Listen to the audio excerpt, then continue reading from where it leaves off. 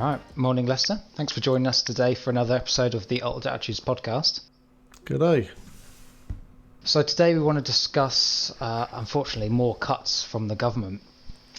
So these are affecting the lives of those of us with addiction. And for those that are unaware, today we're talking about the National Association of the Children of Alcoholics, or NACOA, as we think the acronym's pronounced. So they're a charity in the UK. NACOA. That's what it sounds like. Something like that. So they're a charity in the UK, and they basically provide information support for anyone affected by their parents drinking. So they're specifically for the child of the alcoholic, and they're essentially a confidential hotline, like a helpline telephone line. So looking into that, they received 7,000 more calls in 2022 than they did in 2021. So that tells us that their services are growing and their services are needed. And this is a charity as well, so they require funding.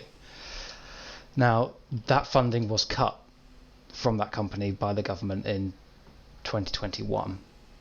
So, Lester, what are the implications of cuts like this? Because at a passing glance, you might think that you can kind of fix the drinking problem with the parent, and they'll be able to raise the child on their own. You know, that's the sort of, I guess, the passing glance of it. But that's not really the case, is it? It's not really. It's never that simple. You can't just sort of. I had a quick look myself, Matt. I don't know whether there was a reason given for the funding cut. I couldn't find it, but I think they were saying they were getting. I couldn't find one either. No, about 30,000 calls, but going on their statistic of what I see on the news report, that it was 1 in 5 children in the country have got parents with an addiction problem, which seems quite massive to me. I mean, I always went on the on the statistic of 1 in 10 that I got kind of 30 odd years ago. I don't even know where it come from, but I've always worked on that. It seemed reasonable that 1 in 10 people would have an alcohol problem. But on that statistic, if I'm saying, well, maybe, 1 in 5 children have got a parent with an addiction problem. So I thought, well, maybe I was looking at how many children in the country, and then but I put it down to 1 in 4, just to allow for brothers and sisters in the same family, and so that really would represent about 3.5 million children in our country that are being brought up with parents with an alcohol problem. Now, I'd say that. And I just want to add to that as well. There's a stat from Alcohol Change, who's another charity, and they say that children of parents who drink too much or who are alcohol dependent are 4 times more likely to become alcohol dependent themselves. So that 3 million people are 4 times more likely to become alcohol dependent than a child whose parents didn't abuse alcohol. I think that for me would be a bit more of a difficult one, because again, I've got this belief that you're born with the allergy, not that it's not a developed one, but that's another story. But you can guarantee that it's going to have an effect on the children. And if you look at like a metric like ACEs, that, if you get 4 out of the 10 ACEs, and the ACEs being things like, an alcoholic parent, your parents split up, you get bullied, you can go and have a Google them and look at them online, but if you get 4 out of 10 of them, your chances of having, unhealthy life experiences with alcohol, drugs, depression, medication, self-harming, suicide, obesity, smoking, poverty, not achieving your goals, your dreams, all of the things you wouldn't really want in your life increase by 1,500%, I think is the figure that it gives. So having a child brought up in a household where one of the parents is an alcoholic. Now again, I've got to throw in my theory of my experience of meeting probably thousands of people, families in addiction problem. If the mum's an alcoholic or the dad's an alcoholic, let's say the dad's an alcoholic, the mum chose the dad to marry, to have children with. Guaranteed there's something wrong with the mum. Probably come from one of these families. For every alcoholic, there's what we call an enabler that's attracted to the alcoholic. You'd think if you were brought up by an alcoholic, the last thing you'd want to do is be with an alcoholic, but it tends to the opposite effect for some people, seems to happen. Now, when you say the word things like enabler, people then they get angry. Oh, if it weren't for the enablers, the alcoholics would be dead. There's some truth in that, but alcoholics with enablers also die, and drug addicts with enablers also die. It may take longer, but it still ends up in that place that people that come from them families, it's quite common for them to be attracted to somebody with the problem of their mother or father had. And so you can imagine how many generations this could go back. We're just talking about it today in this generation. But in my professional experience, it doesn't take long that if you say to somebody, let's do a little quick family tree. You know, we don't need Davina McCall to do it. We can just, let's do a very simple, that's your mum and dad. There's your mum's mum and dad. There's your dad's mum and dad. There's your great-granddad. You know, you don't have to often go back very far with people to find there's somebody with a problem in the mix. That again probably goes back for quite a few generations. And so this problem's being perpetuated into the future. So, you know, when people say things like time heals, people growing up with childhood issues proves that saying completely wrong. Because if time healed, your childhood problems wouldn't be problems when you grew up. It's time and action that heal. And I think that's where a country's failing. And I'd ultimately like to blame the government, because I like to blame them for everything. I don't believe they're responsible for everything. People have a responsibility for themselves as well, but I like to blame the government for everything, because they usually are quite wrong. In my experience, from my perception, in my opinion. Because I don't think they ever understand. And again, I think that it's very short-sighted, because again, I think we've had conversations where, again, I'm of the belief that, look, addiction doesn't just go away. You can't just stop drugs. The addiction isn't the drugs. The addiction isn't, you can ban gambling. You can ban certain behaviours, but the addiction, which is the mental condition, isn't going to go away. It just moves to something else or somewhere else. And I think that's kind of like the big issue with this short-sighted cuts to funding. Some things, if you cut the funding, it's going to cost you more. Because if we've got 3.5 million children growing up in very dysfunctional households, and really that's just the children with alcohol and drugs involved. Not even drugs, that's just alcohol. I should think you could at least double that figure now with the drugs that are about in the country. But just based on alcohol, we know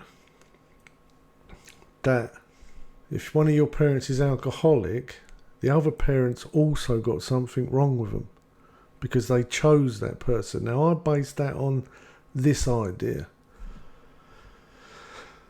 almost everybody I've ever met, without exception, in 33 years of addiction, working in addiction, I've never met someone suffering from alcoholism that doesn't have a low self-esteem.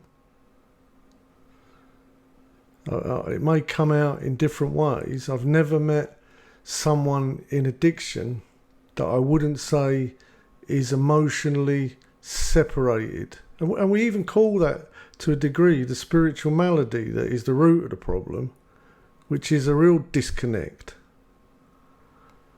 a real separation,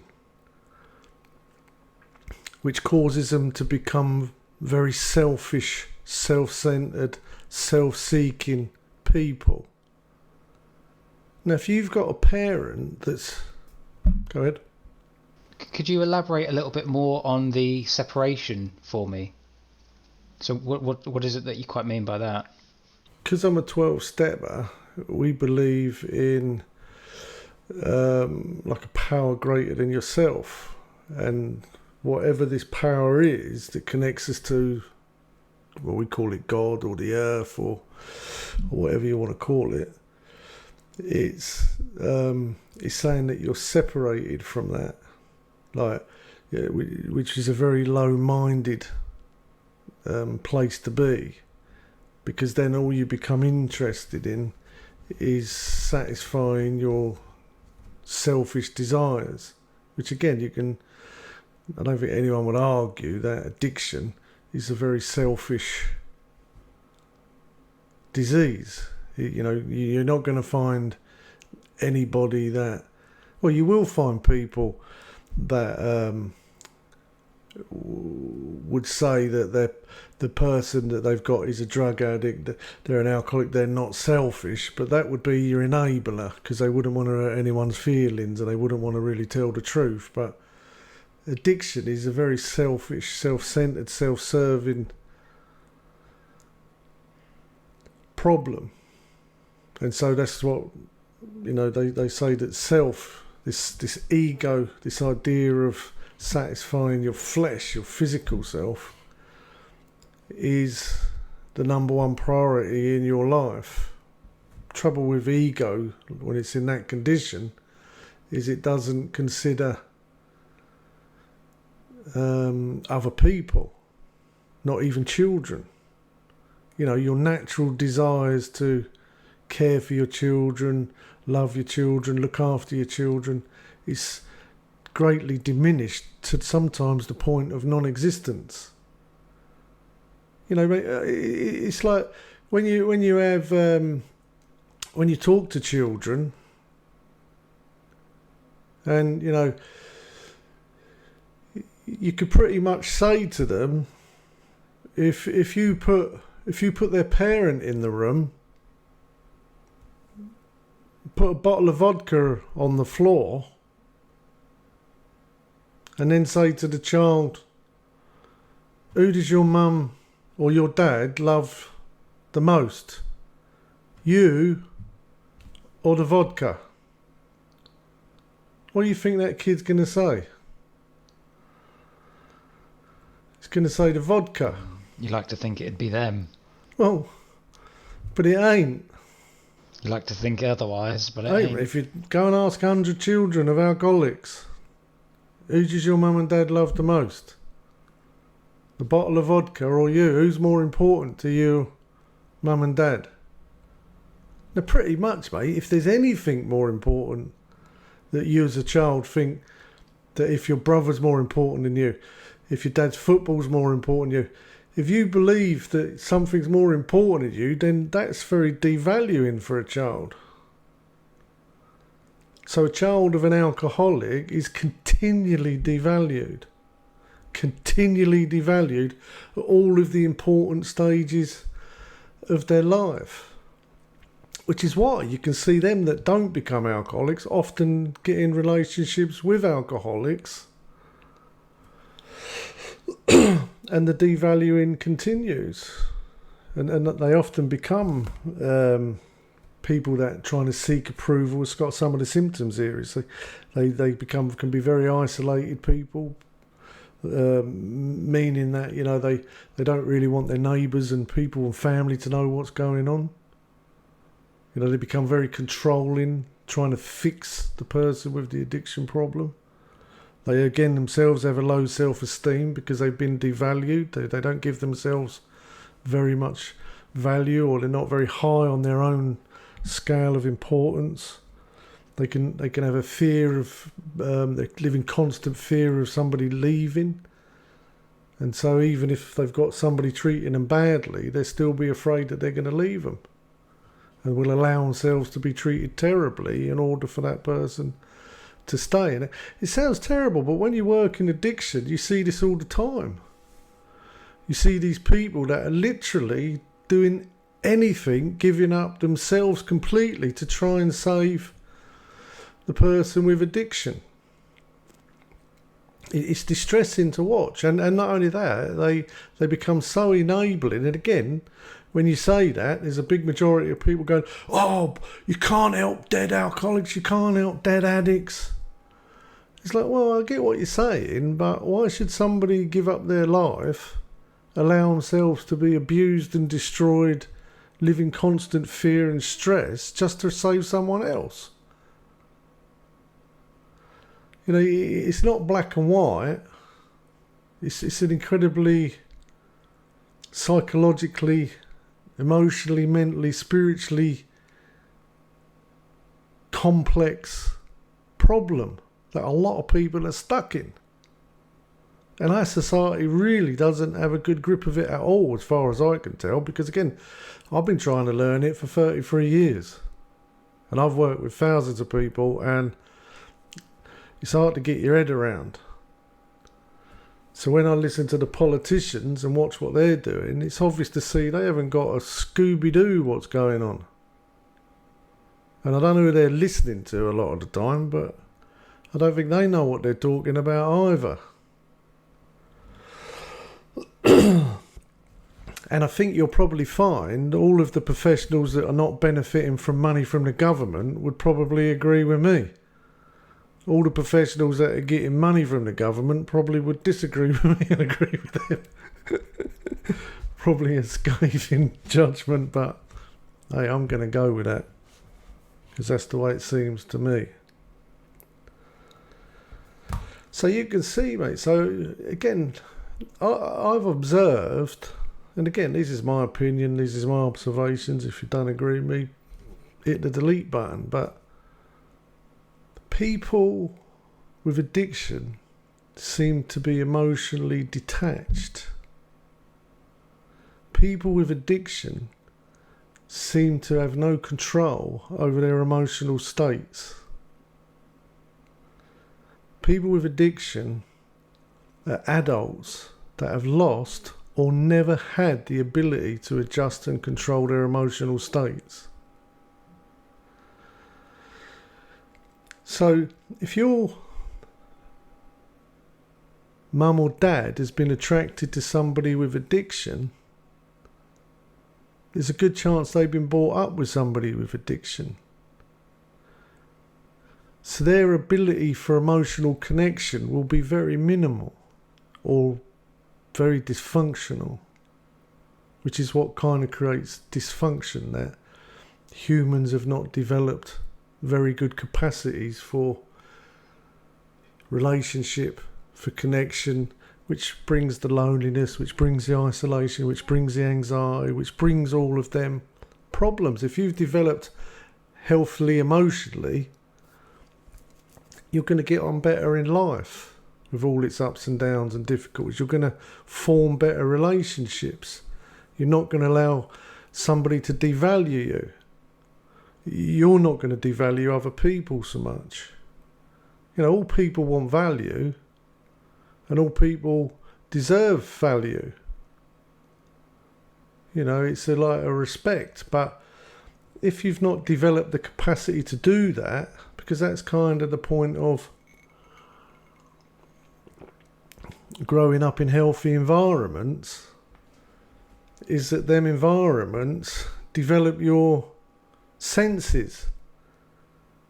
Them environments develop your perception of the world, gives you healthier perceptions of the world, gives you good, gives you the ability to be able to collect healthy data about the world, to analyse it in a healthy manner, and then respond to it in a more favourable way, whatever the case may be.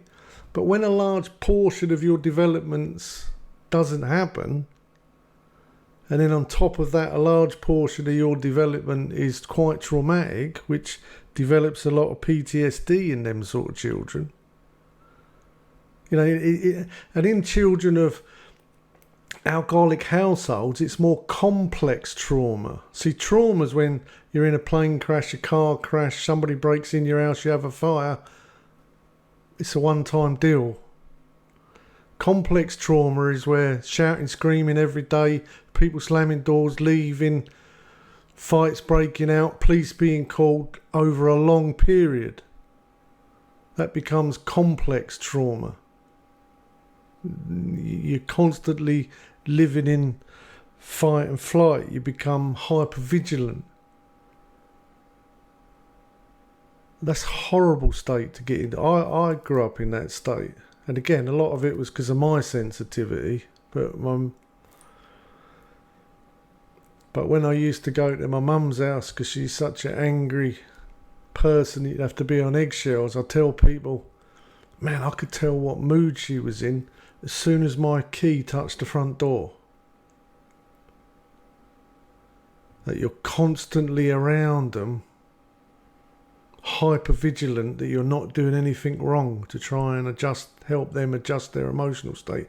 And that gets put on children. They become overly responsible, so they start parenting the parents. They start adjusting themselves to try and keep the parent happy, this is the forming of this is an enabler, a codependent forms, that they use their body, their emotions to try and help the adult adjust their emotional state. And again, I think that happens naturally in healthy families, that, you know, you want to keep mummy happy, you want to keep daddy happy, you got to do certain things. So, you know, it's not all unhealthy, but in them environments, you know, you can see it when you understand this stuff. You know, when you're sitting in a room in rehab with someone with an addiction problem and you're just about to chat with the family.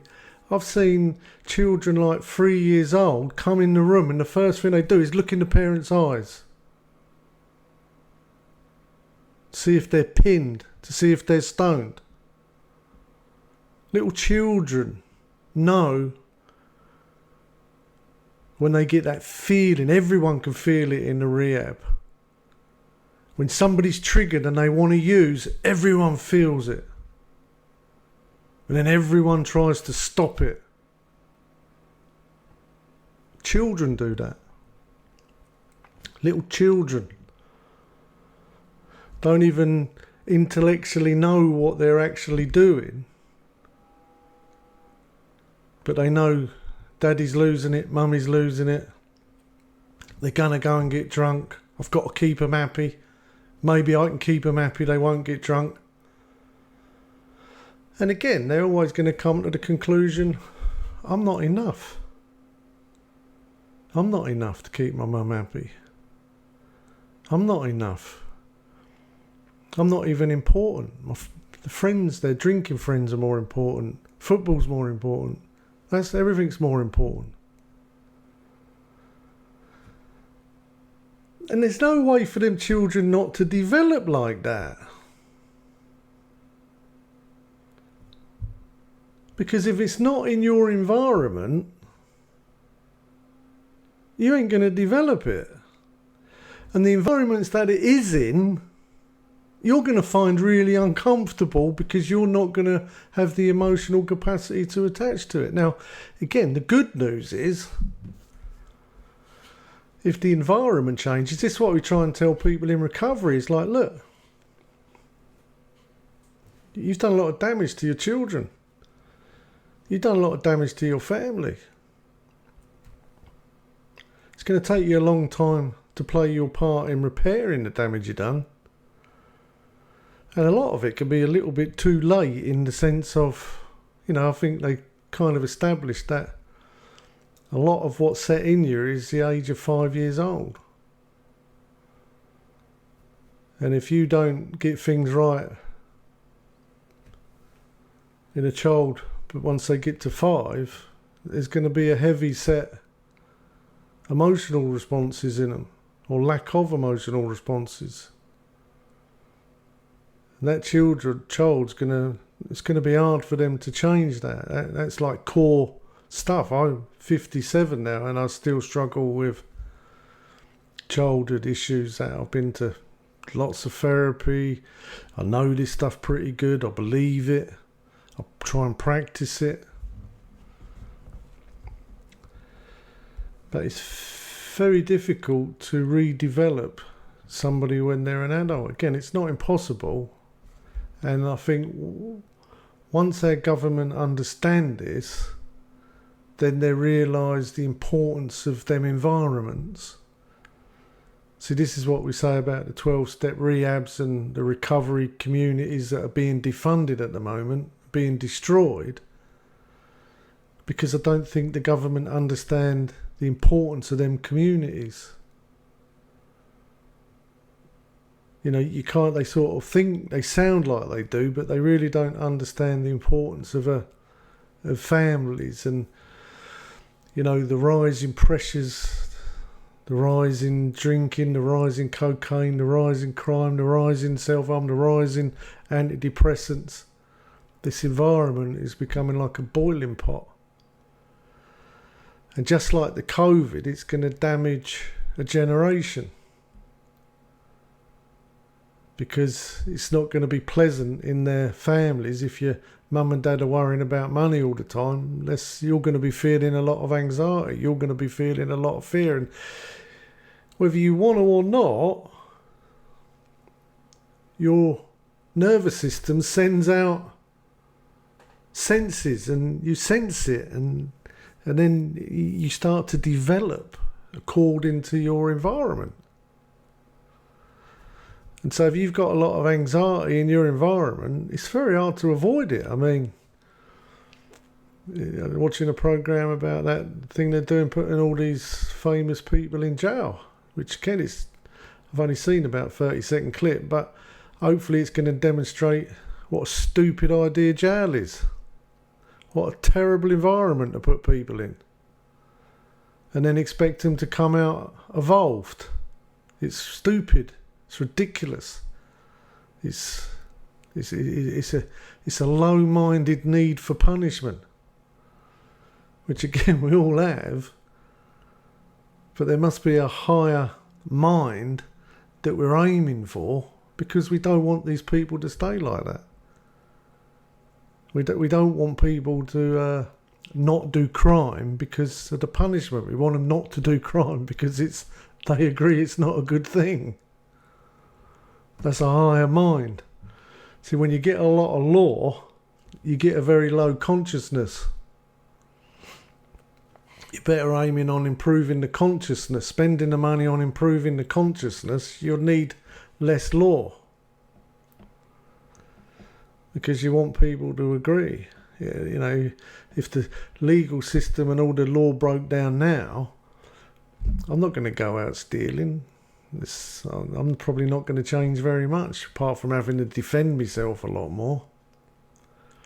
So the environment's so important. And so even on a phone service, which would probably be the minimal contact you could hope for, because the most important environment is the one in between your ears, this little bit of real estate. Most things start in here and then radiate out into the world. And so if people can get the mental health right and start working on them environments. See, I don't think you can. It's nice that a child would have someone to phone, and I don't know why. I've often gone to community groups where they all want to save the children, which again we all do. But if you really want to save the children, my belief is you've got to put all of the money and all the resources into the parents, because they're the ones that the children are sourcing their development from ultimately.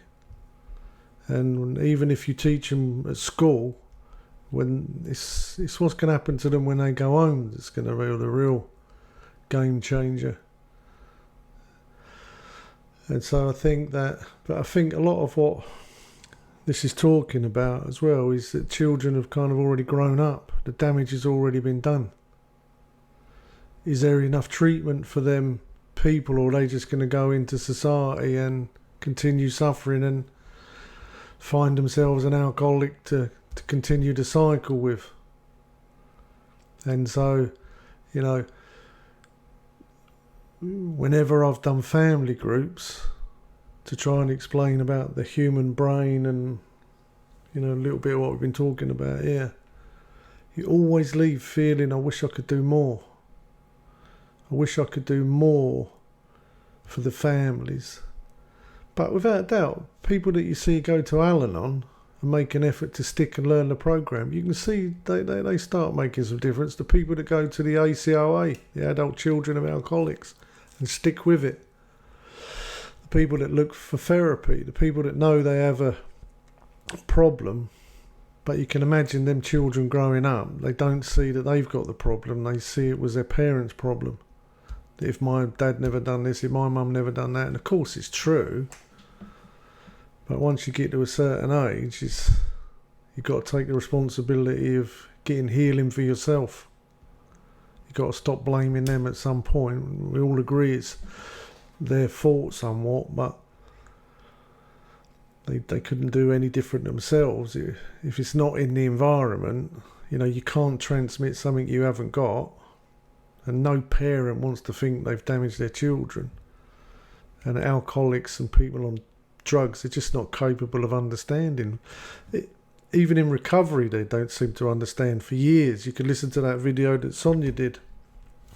They're still so obsessed with it by themselves, because addiction is more about this self-consciousness, and the drugs and alcohol are trying to get relief from themselves.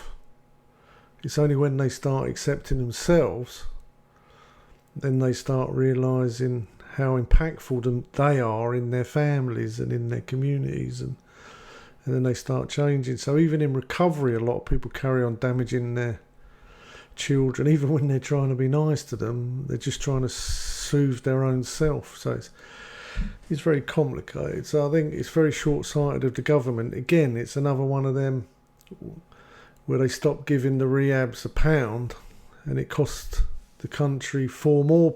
Again, you just got to change that mentality where they're like, well, you know, when we were saying that, when they were doing it, people were going, and all the arguments are like, well, if we've only got £1, are we going to give it to the children with cancer, or are we going to give it to the drug addicts? And it's like, well, if you don't give it to the drug addicts, they're going to cost you £4 more, and that's £4 more less for the children with cancer. If you give them the £1, that'll be £4 more for the children with cancer. It's having this more long-term understanding of it, that if we invest in these families, because this 3.5 million children are going to grow up probably with a lot more problems. Do you know what? When I used to go in the Bovingdon prison for quite a few years, and to do AA meetings and talks on addiction, that kind of thing. And there was this psychologist that was doing these groups, and they got a bit of funding for it. And she said to me, oh, would you mind coming in one of my groups and telling your story, but letting me use you to explain about, you know, the psychological processes that can happen in children. And I can't remember exactly, but I remember saying, yeah, that'd be cool. So I sat there, right, and she said, look, when it's the most important dates in your life, or, you know, like generally for most people, because you always get someone going, oh, you know, that's different for people, everyone's different. It's like, well, yeah, not as much as you think, mate, but is 5, 11, 16 and 21. Now 5, that's because that's when you kind of sort of go to school. And so you're separated from your mother. Now some children become clingy.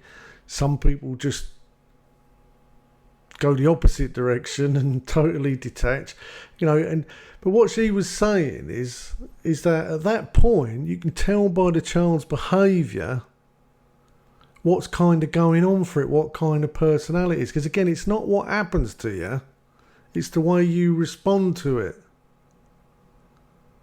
It's not what happens to you, it's your ability to respond to it. That's your response ability, your ability to respond to what's happening to you.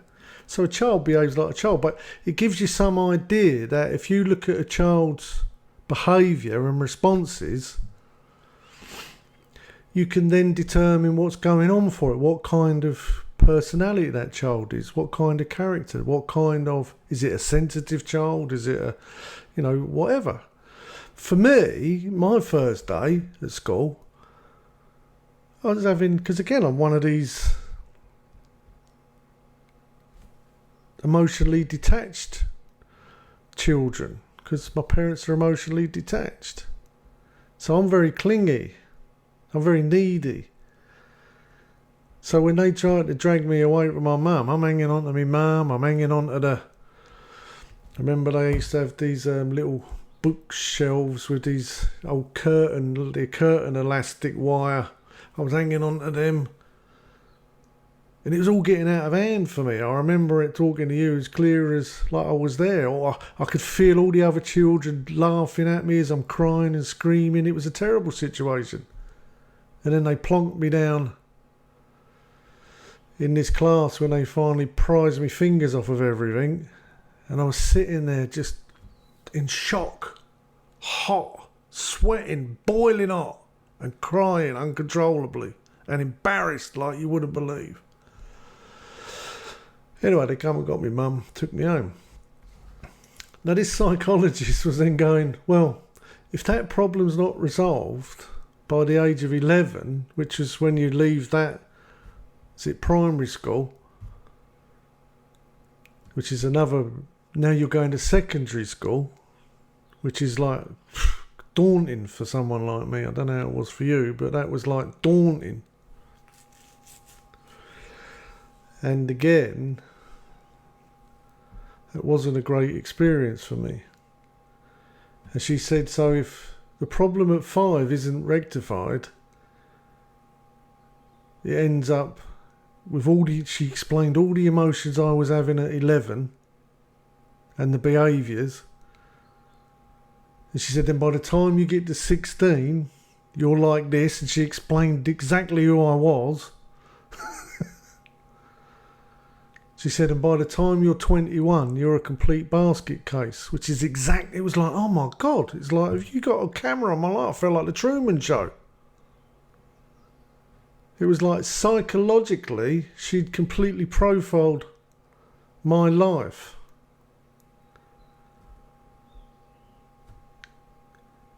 And then you realise this stuff's not just happening to me. There's psychological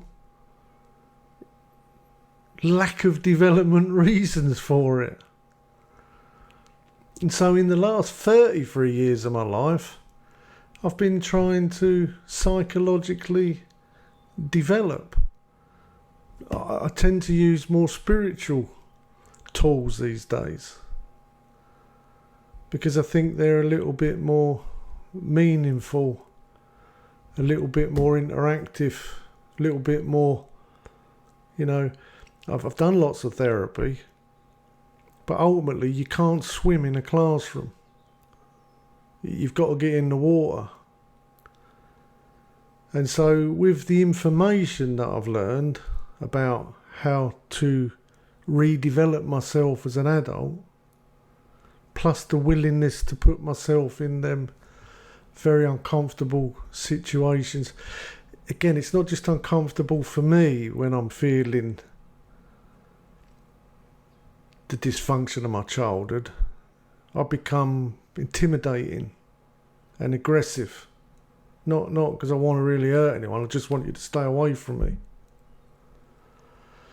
Very strong opinions all my life. I realised that's to keep people away from me. Because my experience was felt more abandoned than anything. That nobody was there to listen to me. Nobody was there to help me. And so very young, I kind of got a default protection setting of I don't need anybody. And if I start getting close to anybody, it becomes too unbearable, almost claustrophobic, panic attacks. And I've gone through most of my life having all these experiences and being told you're bad, you're wrong, you're aggressive, you've got problems with authority. That's all part of the dysfunction that's caused by being brought up by emotionally unpresent parents. You see what I'm saying? So it's like, and I find, Matt, that very few people understand this, which is like shocking to me in 2023. That if we want to have better, it takes that big picture, doesn't it? It takes it takes sort of stepping back from the picture to see that, doesn't it? Because if you're invested in an individual, you know, perhaps it's a child with trauma, or perhaps it's curing an addiction, you're quite zoomed in on that picture, aren't you? But I mean, you've had the opportunity to see so many of these pictures played out that you can take a step back and be like, wow, look, this is a generational thing. This isn't just like an individual problem. This is like a systemic generational problem that's affecting our whole society.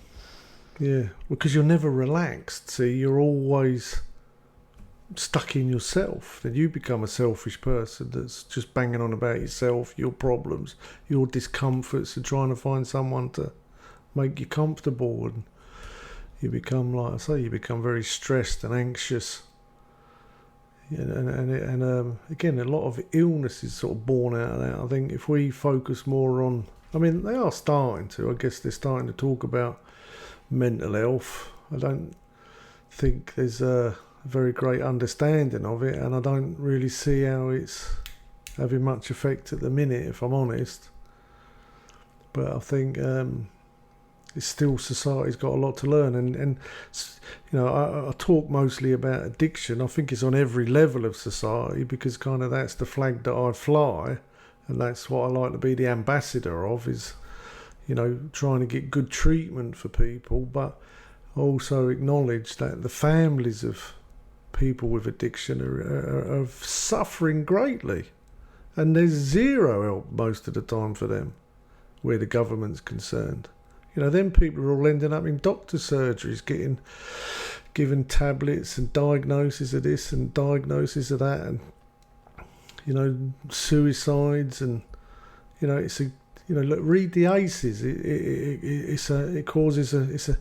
It's another one of them things that if you stop giving £1 to things like NACOA, whatever it's called, then you're probably, and then 30,000 people that are calling them are getting some relief and hopefully some good information, which is probably minimal, because you just can't change a complete childhood of detached parents and dysfunction. It's not a quick journey, it's not a quick fix. But the more education and the more understanding and the more information and the more opportunities for people to develop or redevelop, you know, you learn that pretty quickly in the rehab, is that you got, and again, it's not a complete rule, because it's not even about rich and poor. You know, emotional poverty can come in the richest of families. You know, you can have a really emotional wealth in poorer families. You know, poverty's not just about money. It's about, is there something that's not present in that family that's needed for healthy development? And you know, it's, do you know what? I've been watching that guy, I don't know if you watch him, he trains the dogs about 5-6 o'clock on telly at the moment. you know, and it's like almost, it's pretty good because again, it's kind of like the dog whisperer, but better. But he just looks at the families, he looks at what's going on for the dog, and it's often the family that or the owners that are doing something that's not correct. So he shows them the correct way to do it. The dog changes like that. And a lot of things with people are like that as well. Some of it takes a lot longer. But again, I don't think our society, I don't think we've got enough development. I mean, my story of one shoe was developed about that you can do all the forgiveness, I forgive my parents. But again, it doesn't mean you're not undeveloped emotionally.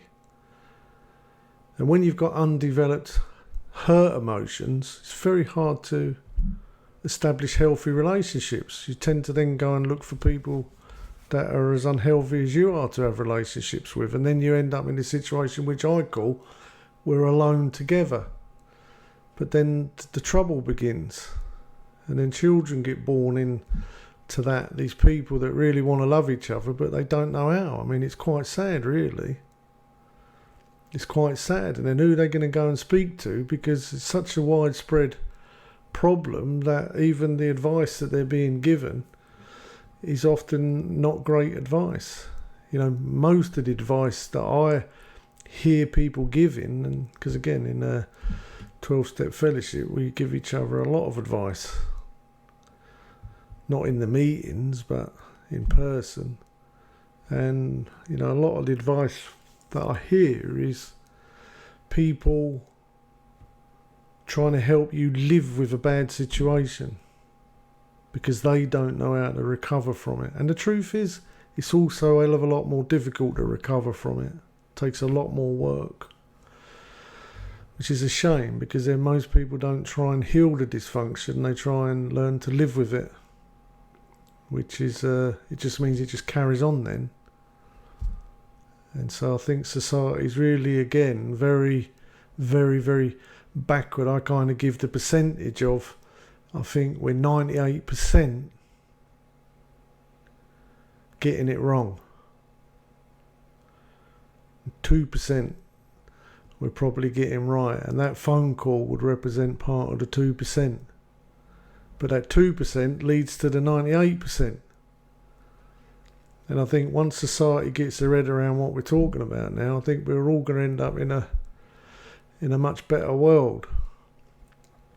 Because look, starving people tend to steal.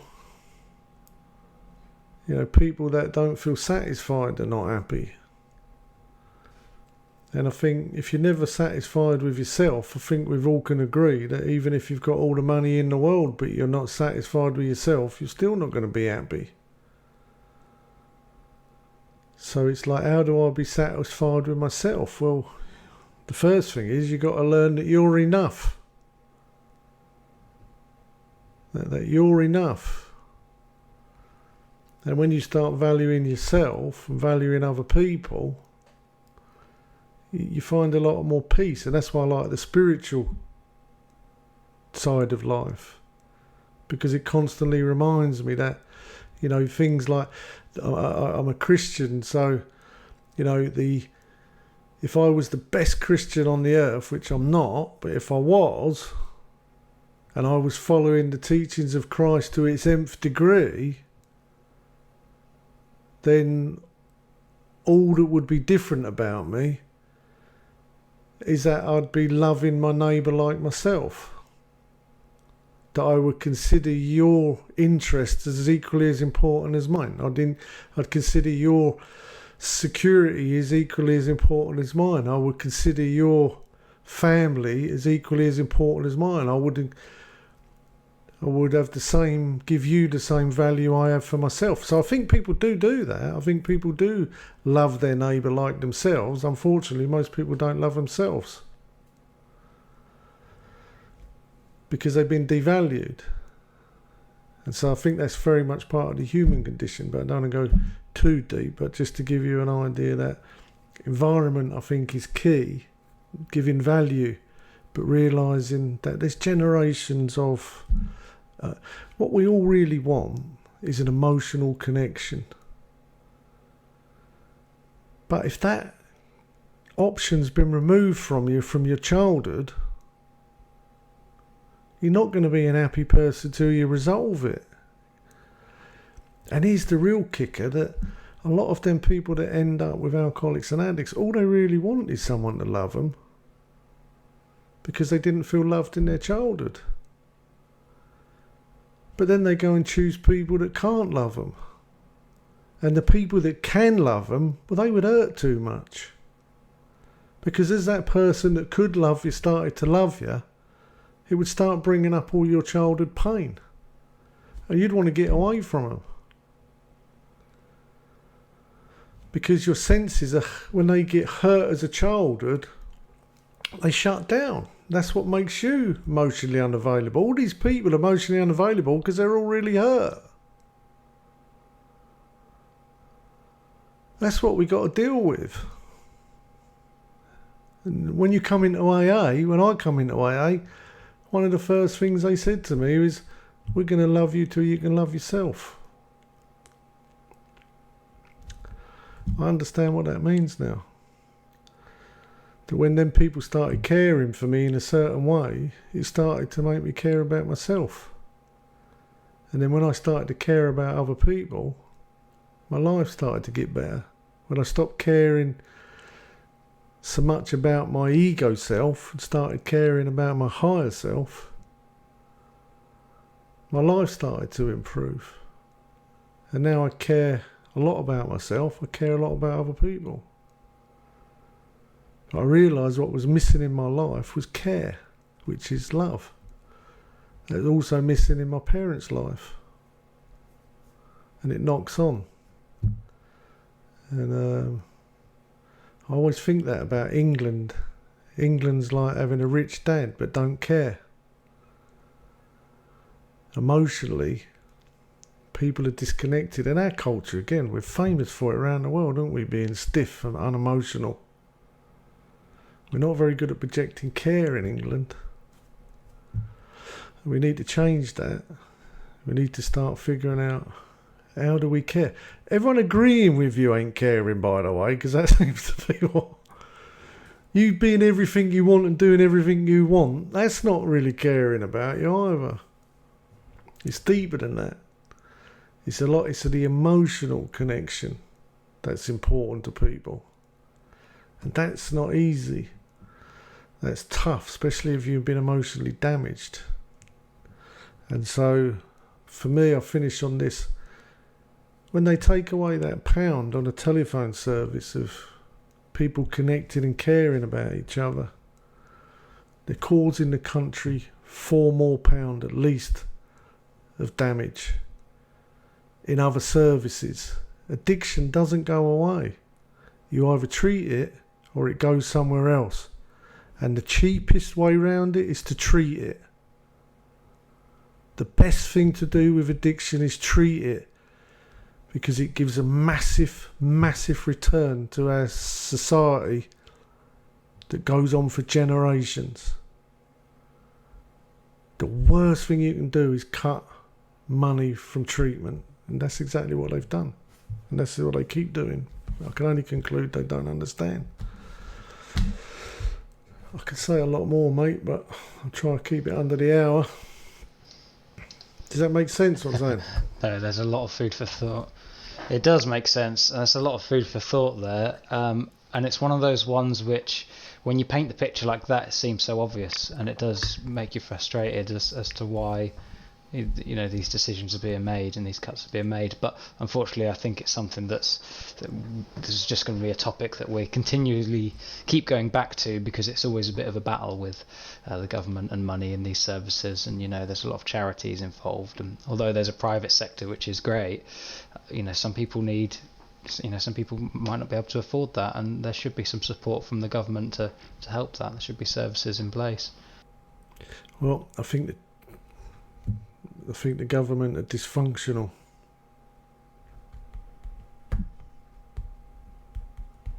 I think they're shut down emotionally, most of them. They look like it. Again, even like in business, they tell you shut down emotionally. It's not good to be in business if you're actually caring about people. It's not good for the buck. So I think that needs to be looked at. But again, I don't even want to depend on the government. I wish people would understand this stuff. That's why I like the spiritual, because you don't have to depend on the government, and they really nothing to do with them spiritual. You know, therapy's great, but it's expensive. Spiritual's free. You know, there's you can go and get it for yourself. But I think it's nice if people realise what we're saying, which is why I like being that word you said. I like being obvious, and I like to make it simple, because it's like, unless you think you've got a problem, you're not going to do anything to change it. But there is plenty you can do in our society that's free. You can go to Al-Anon, you can go to ACOA, you can get a CBT therapist probably for 20-30 quid a week. You know, that's not too expensive to get a therapist. You know, you want better therapists, you have to spend more money. Not saying they're bad therapists, the low end or the cheaper end of therapists, but you know, there's stuff you can do for yourself that can help improve the situation. There's all kind of groups and CODA. You know, there's all kinds of things that you can do if you think, you know, I was brought up in that sort of a family. Look, go on, if you're listening to this and you were brought up in a family where your mum and dad were either alcoholics, addicts or gamblers or some other kind of addiction, just go on the ACOA website and they have a questionnaire on there to see if you've got the symptoms. Do you have the symptoms? Because if you've got the symptoms, it's going to have a massive effect on the rest of your life, and it's not, and your life doesn't have to be that way. You're responding to childhood problems, and you can resolve them. It does take a bit of work, but you don't have to live like that.